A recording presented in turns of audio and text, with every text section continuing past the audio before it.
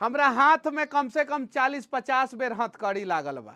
11 रुपया चंदा और 11 गो वोट के व्यवस्था हमरा लग चाचा रउआ करे के पड़ी, राउर जिम्मेवारी बाटे। मनीषबा मोदी जी के दम पे नहीं के चुनाव लड़त, राहुल गांधी के दम पे चुनाव नहीं के लड़त, लालू जी के दम पे चुनाव नहीं के लड़त, नीतीश जी के दम पे चुनाव नहीं के लड़त।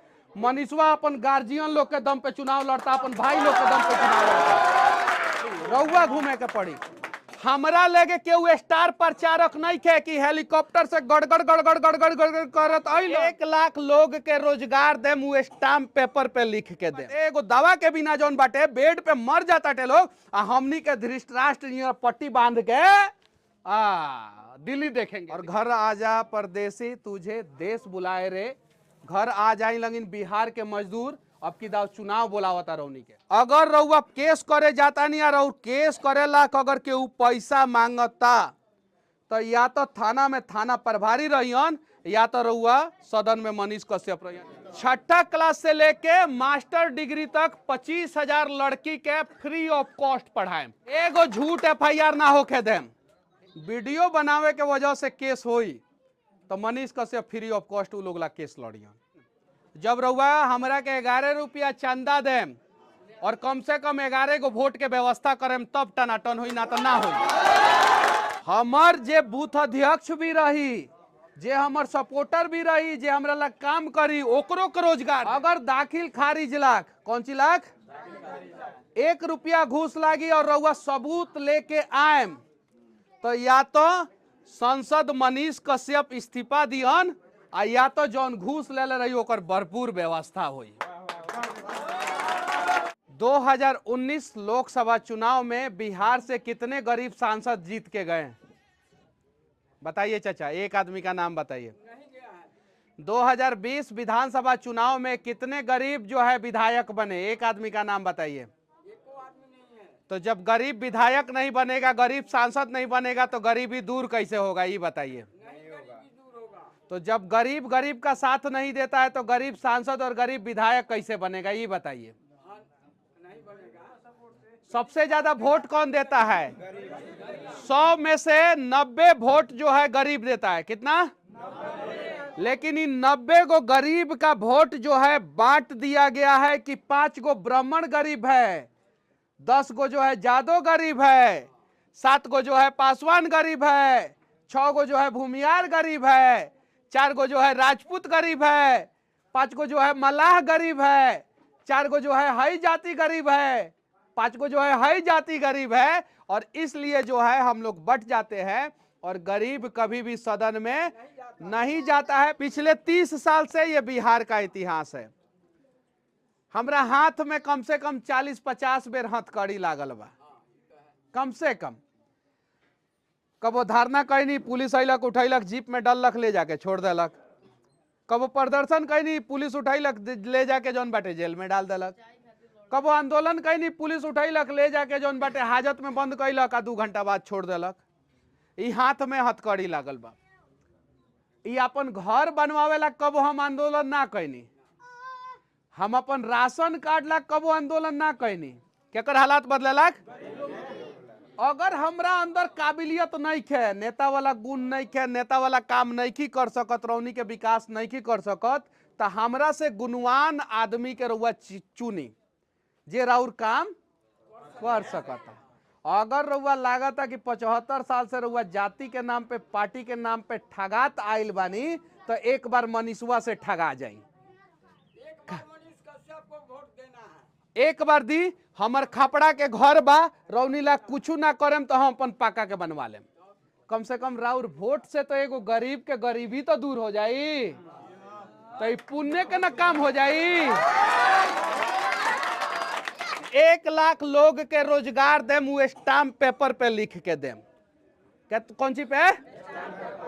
और लिख के ये कहेम हम कि अगर हम 5 साल में 1 लाख लड़का के रोजगार ना दे पैनी तो हम 5 साल तक जौन सरकार हमरा के सैलरी दी, उस सैलरी हम वापस सरकार के लौटा देम। ये स्टाम्प पेपर पे लिख के देम। और जब स्टाम्प पेपर पे लिख के देम तो ये काम हमरा करे के पड़ी। मनीष कश्यप हर एक ब्लॉक में और हर एक विधानसभा के हेडक्वार्टर में जौन बाटे आपन कार्यालय खोलीहन। और रौनी के घर में अगर केहू के तबीयत खराब रही तो टिकट के व्यवस्था, एम्स दिल्ली तक जाए के व्यवस्था तब तक हम करें जब तक हम ई हर एक ब्लॉक में एगो मल्टी सुपर स्पेशलिस्ट अस्पताल ना बनवा दी। और हर ब्लॉक में जितना ब्लॉक बा 12 गो ब्लॉक बाटे वहां एक एक गो मल्टी सुपर स्पेशलिस्ट अस्पताल बनवाएं। अगर ना बनवा पाए तो 2029 के चुनाव ना लड़ें। CR पाटिल जी बानी सूरत के सांसद हैं, कहाँ के, और इस देश में सबसे ज्यादा वोट से जीते वाला सांसद हैं।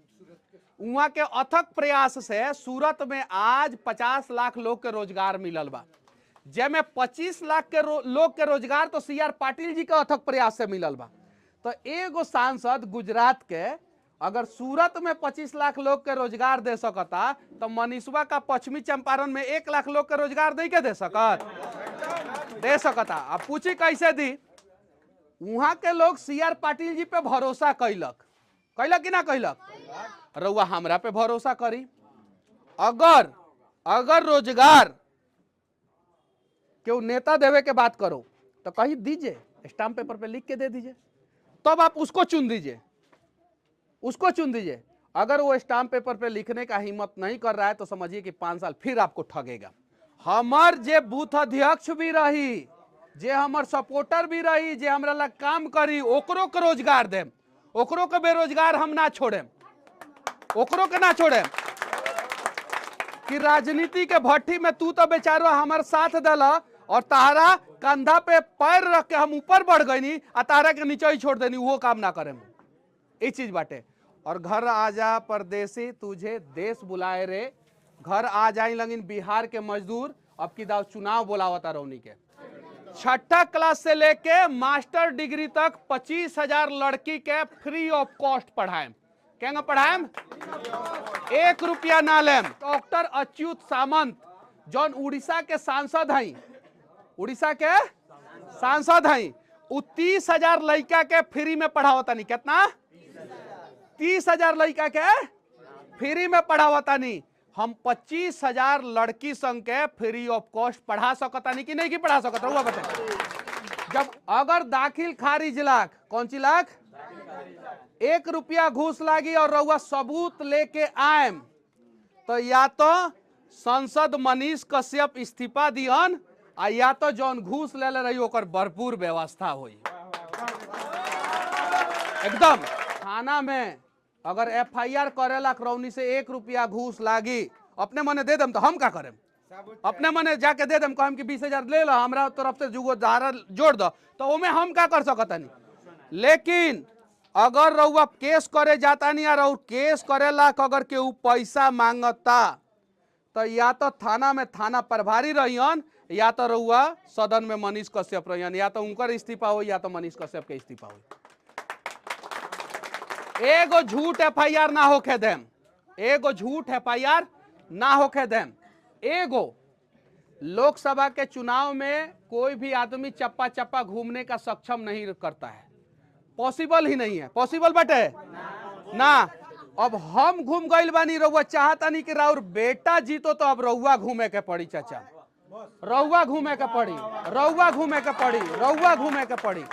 हमरा लेके केहू स्टार प्रचारक नहीं खे कि हेलीकॉप्टर से गड़गड़ करत अइलन आ एगो जनसभा भइल माइक से बोल देलन दे दीजिए वोट। आ स्टार प्रचारक तो पैसा लेके आइल बाड़न, आंख के सामने अपन बेटा के भविष्य बर्बाद हो रहा बा। मेहरारू जौन बाटे इलाज के बिना तड़प रहल बिया, आ बूढ़ा माँ बाप जौन बाटे एगो दवा के बिना जौन बाटे बेड पे मर जाता टे लोग, आ हमनी के धृतराष्ट्र पट्टी बांध के दिल्ली देखेंगे। दिल्ली हम नहीं की चाहत कि हमार नाम जौन बाटे इतिहास के किताब में लिखल जाओ कि मनीष कश्यप पैदा हुए थे, आंखों के सामने भ्रष्टाचार हो रहा था, वो चुप थे। हमार नाम लिखल जाओ कि वो बचाने का प्रयास कर रहे थे। रौनी के बिहार के बचावे का प्रयास करम लन कि ना? रौनी के जौन मजदूर जौन पलायन करके जाता टे लोग दूसरा जगह, ओकरा के रोके का प्रयास करम लन कि ना? 20,000 रुपया से बिजनेस एक मड़वारी चालू करता है, 10,000 रुपया से बिजनेस जो है गुजराती चालू करता है और 5 साल के बाद 10 लाख रुपया महीना कमाता है। हम बिहारी 10,000 रुपया में कंपनी में घुसते हैं और 5 साल बाद 12,000 रुपया सैलरी रहता है हमारा। कितना रहता है? 20,000 पे घुसते हैं, 5 साल बाद 25,000 रहता है। 30,000 पे घुसते हैं, 5 साल बाद 35,000 रुपया रहता है। 40,000 पे घुसते हैं, 5 साल बाद जो है 50,000 रुपया रहता है। यही रहता है। लेकिन एक गुजराती जो है 10,000 रुपया से बिजनेस चालू करता है और 5 साल बाद 10 लाख रुपया महीना कमाना शुरू करता है। एक मारवाड़ी जो है 10,000 रुपया से बिजनेस चालू करता है और 5 साल बाद 10 लाख रुपया महीना कमाना शुरू करता है। सारा अखबार और दुनिया के सारा मीडिया कहला कि गुजरात 100 साल पीछे चला गया। कितना साल पीछे चला गया? जब भूकंप आई रहे उन्हीं के पता कर लगे झूठ बात है कि सही बात है। नेता लोग ये बात ना बताओला, बिहार के नेता ना बताओला लोग। कितना साल पीछे चल गए गुजरात? 100 साल पीछे। नरेंद्र मोदी जी 2002 में मुख्यमंत्री बननी और 2002 से 2010 यानी 8 साल बाद गुजरात इस देश के नंबर 1 राज्य बन गए। खाली 8 साल में। कितना साल में? खाली 8 साल में। खाली 8 साल में गुजरात नंबर 1 राज्य बन गई। बनल कि ना बनल? तो जब वहां इतना विकास भइल तो बिहार में काहे ना भइल? हम सिविल इंजीनियरिंग कैनी, पढ़ाई कैनी, ओकरा बाद 1,80,000 रुपया खर्चा करके, कितना? 1,80,000 रुपया खर्चा करके टाउन प्लानिंग के कोर्स कैनी। कौन सी के? टाउन प्लानिंग के, कि टाउन प्लानिंग कैसे किया जाता है और विदाउट टाउन प्लानिंग आपका शहर, आपका राज्य, आपका जिला नहीं विकसित हो सकता है। पटना में बाढ़ आयल तो बाढ़ के बाद नक्शा खोजे लगल लोग कि ड्रेनेज का नक्शा, नक्शे ना मिलल, पेपर में आई रही बात। अब पटना जो राजधानी बा होकर ड्रेनेज के नक्शा नहीं क्या हम नहीं लेगा, बताई लगे। आज सारा नेता लोग 40 में 40, 40 में 40 करता टे लोग। केहू कहता कि हम टाउन प्लानिंग करेंगे? केहू कहता? अब टाउन प्लानिंग का हो, ये बात गरीब के समझे के पड़ी। अब जिस दिन गरीब समझ जाएगा कि टाउन प्लानिंग से सबसे ज्यादा भला हमारा होगा, उस दिन जो है बिहार का पलायन रुक जाएगा। लेकिन ऐसे मतलब है नहीं है। काहे कि हम बानी 10%, हम बानी 8%, हम बानी 7%। हमनी के टाउन प्लानिंग ना चाहिए, हमनी के चाहिए जातीय जनगणना। और जातीय जनगणना से जात के लोग के ना भला होला, वो क्या कर भला होला? जात के नेता के। वोट दीजिएगा आप, आगे बढ़ाइएगा आप। अब बेटा के शादी करी लोग लखनऊ में। कहा? लखनऊ में। का है भाई? का है कि खर्चवा आप देख लीजिएगा, और जब खर्चवा देख लीजिएगा तो लगेगा आपका आंखों में सूजन होने। हाँ, हम वोट देनी जीत गए, इतना खर्चा कैलन, अपना बेटी के बियाह में 5 लाख खर्चा नहीं कर पाओ, आई 5 करोड़ कहाँ से खर्चा कर दिलन। तो सबसे ज्यादा ताकतवर आप हैं। आप अगर वोट का कीमत समझ जाइएगा तो आपका बच्चा का भविष्य बदल जाएगा, आप ताकतवर बन जाएगा। नहीं समझिएगा तो 5 साल बाद फिर ठन गोपाल। गार्जियन लोग खाली रास्ता बता दो कि हे मुहे जाए के बा, हेंगे छेनी हथौड़ी मारे के बाद हमनी के जितना युवा बानी स वो दुनिया के सबसे मजबूत पहाड़ तोड़ देम सब, हमनी के तोड़ देम सब कि ना तोड़ देम सब। लेकिन यहाँ गार्जियन, यहाँ कुछ गार्जियन लोग, बुरा मत मानी, कुछ गार्जियन लोग ई सोचेला कि 75 साल हो गए, 70 साल हो गए, 60 साल हो गए, जब हमनी के कुछ ना कर पैनी सन तो तहनी के कहाँ कुछ कर लगी। तो ई सोचना, रौनी के रास्ता बताई लगिन, चलेम संग हमनी के और बिहार बदलेम संग हमनी के।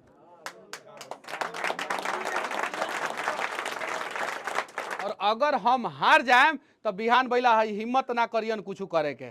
सोचियन कि मनीष भैया इतना तेज तरार बनते रह गई ना, उनकरा के लोग साथ ना दिलक तो हमरा के कहाँ से साथ। सही बात बा कि ना बाबू? यही चीज बा। तो रउआ हमरा के पसंद करी या ना पसंद करी फर्क नहीं के पड़त, लेकिन हमार जीत में राउर जीत छुपल बा और हमार हार में राउर हार छुपल बा। तो रउआ सोची रउआ का करे के बेटा। और एक और ही बात कह देता नहीं, जितना यूट्यूबर बाटे लोग, वो केहू भी यूट्यूबर पे अगर वीडियो बनावे के वजह से केस होई तो Manish Kashyap free of cost लोग ला केस लड़ियन, इहो वादा करता नहीं। यूट्यूबर क्यों जरूरी है समाज में? यूट्यूबर क्यों जरूरी है समाज में? क्योंकि वो लोग जब रोड में भ्रष्टाचार होता है ना, तो बड़े बड़े लोग ऊपरे ऊपरे से सेटिंग कर लेते हैं और यूट्यूबर जो है रोड खोद के दिखा देता है नीचे भ्रष्टाचार हुआ है। साफ साफ भाषा में कहें तो ये यूट्यूबर जो है वो विकलांग है, लेकिन ये यूट्यूबर नहीं चाहता है कि मेरा राज्य विकलांग हो जाए, मेरा समाज विकलांग हो जाए, मेरा देश विकलांग हो जाए। इसलिए एक पैर पे जो है ना अपने देश को बचाने के लिए निकल चुका, अपने बिहार को बचाने के लिए निकल चुका है। आप लोगों के पास तो 2-2 पैर है, आप लोग नहीं बचा सकते हैं क्या?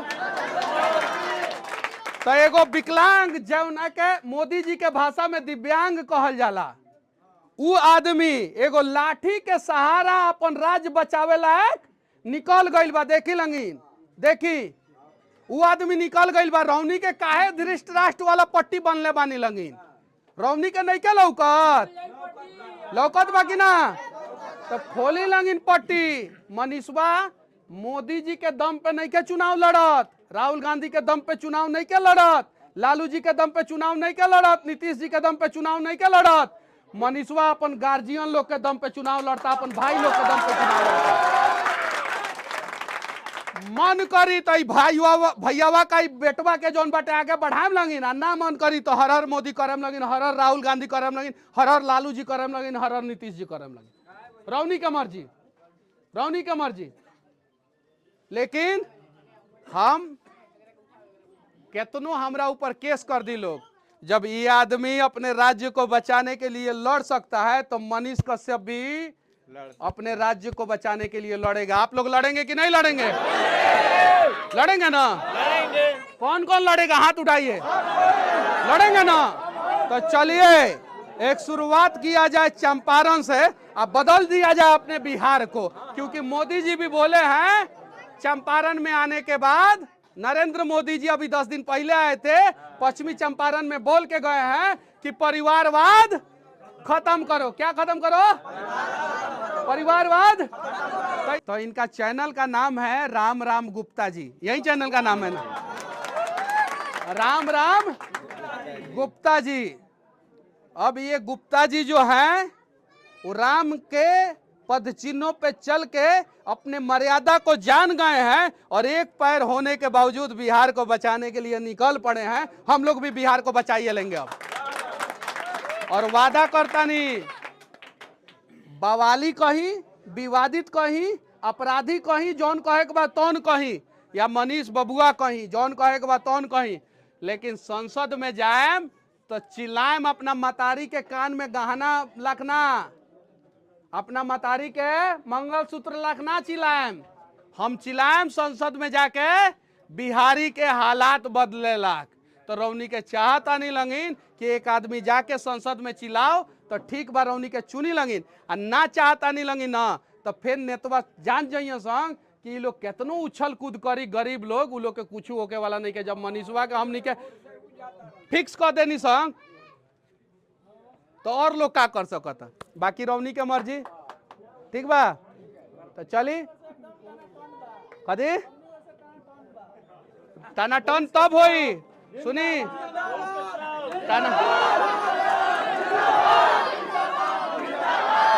टनाटन तब होई। पता बा कब होई टनाटन? जब रउआ हमरा के 11 रुपया चंदा देम और कम से कम 11 गो वोट के व्यवस्था करेम, तब टनाटन हुई, ना तो ना हुई। ये चीज बा, 11 रुपया चंदा और 11 गो वोट के व्यवस्था हमरा लग चाचा रउआ करे के पड़ी। राउर जिम्मेवारी बाटे, ये राउर जिम्मेवारी बा, समझनी ना? ये सब राउर नी के जिम्मेवारी बाटे, ठीक बाटे? तो चलता नहीं अब कहीं और, कोनो और मोड़ पे। अगर केहू से मुलाकात ना हो पाई चुनाव में तो क्षेत्र बहुत बड़ा बा, पंचायत बहुत ज्यादा बा, जेकरा से मुलाकात होई उ मनीष कश्यप बन जाई और उ लोग हमरा लाख वोट मांगे।